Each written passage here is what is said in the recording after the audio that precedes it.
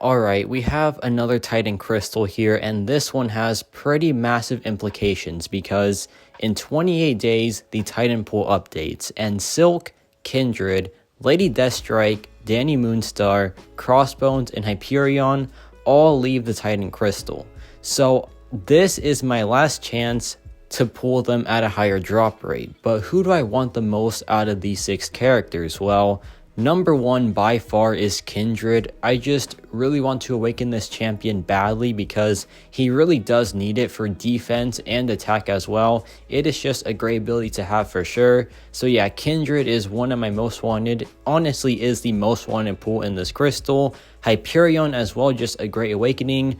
Lady Deathstrike does need it as well. So yeah, I want all 3 of these characters pretty badly before they go into the basic pool, but also champions like Werewolf by Night, who is new, Havoc as well, Penny Parker, Kushala.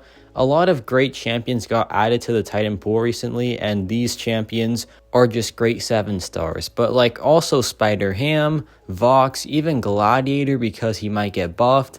Just so many good champions in this crystal, but who do I not want? Well, I just don't want champions that are already awakened or just have pretty bad awakened abilities, or ones that need max sig like Danny Moonstar, Morbius, but also the ones that are just kind of like Chilth, and then Iron Man because I'm just not a fan of him really. But now it's time for the Titan Crystal. I really just don't want a sig 40 champion because that is just so demoralizing, right? Especially the awakened abilities that just don't scale too well, like Silk's for example.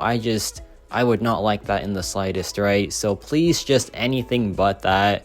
Give me something good here. Give me a new champion. Give me a good dupe. Just give me something worthwhile, please. The crystal spinning out. I see Kindred in the reel a lot.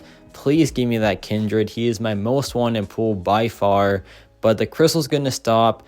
There's Danny. There's Photon. There's Hyperion. And we land on a 7-star version of Lady Deathstrike. Now this is a pretty good pool overall, but the problem is it was right next to Kindred, so that does hurt for sure, but it could have been so much worse. So I will take this 1000%. It is a great awakened ability. She really does need it. So yeah, I am pumped about this, but that Kindred was just so close. But maybe we'll get enough shards for one more before it like switches over. Who knows? But now let's have some fun with this character. So a quick damage test here for 7-star Deathstrike.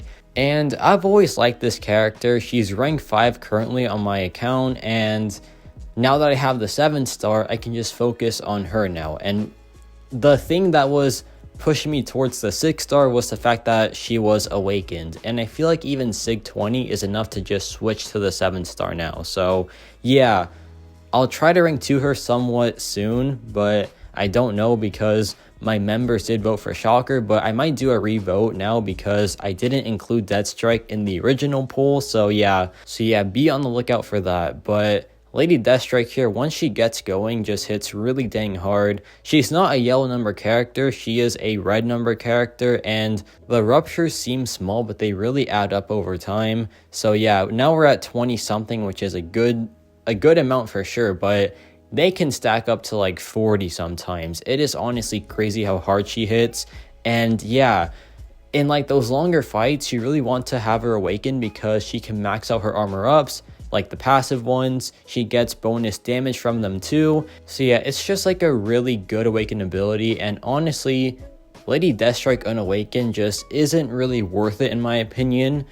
This champion does have mixed reviews overall, but I feel like people that don't like her probably just have the unawakened version, right? Because the awakened version kind of just fixes everything for her. So yeah, this is why this is such a good pool, because pretty much my 7-star Deathstrike was just doing nothing for me, but now she can actually start doing more work than the 6-star version now. But now we have this Weapon X, and Weapon X is like her best fight by far because of her one ability to just shut off all unblockable and unstoppable from mutant champions.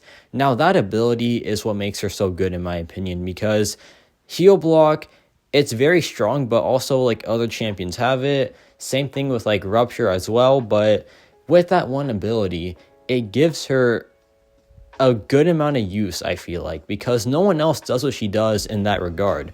No one else just like shuts off both of those abilities against mutant characters. So that's why she's honestly one of the best mutant counters in the game, even compared to Nimrod. Of course, Nimrod does have like that damage advantage, but Deathstrike just pinpoints the hardest parts of a mutant champion and just shuts it off completely. So this Weapon X here, for example, is just getting obliterated. So yeah, Deathstrike is just such a powerhouse for sure. We dropped the SP1 again. We're at 40 ruptures now, and this matchup is now over essentially. A very clean fight there, and that was like, what, a minute and 16 seconds? Not bad in the slightest. But now we have this Sauron here, and this Sauron is in Act 8.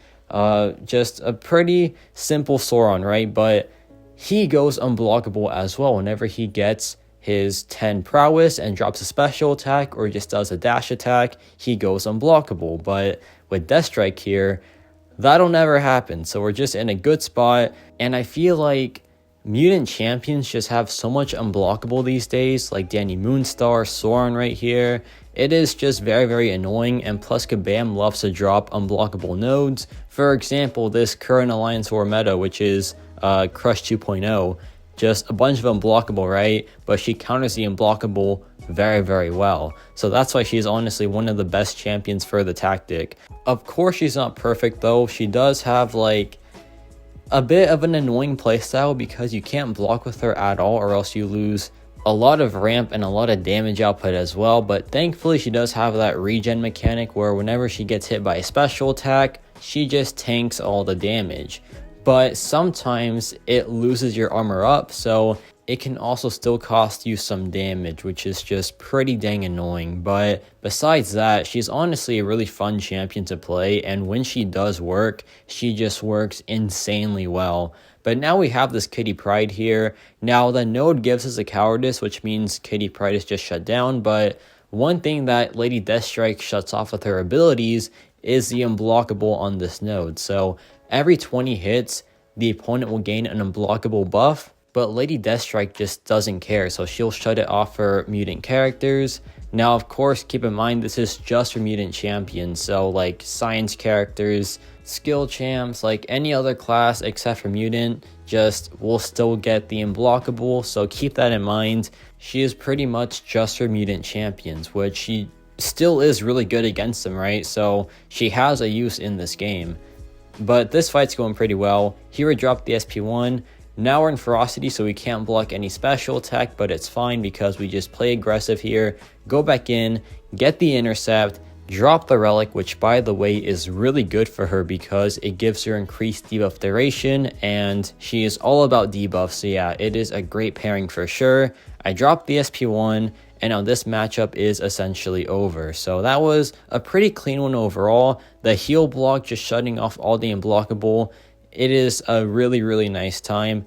And yeah, Lady Deathstrike, honestly just such a fun champion to play. Has a ton of use for sure, especially against those mutant champions with unblockable and unstoppable. So let me know your thoughts on this Titan pool. And yeah, that's about it for me.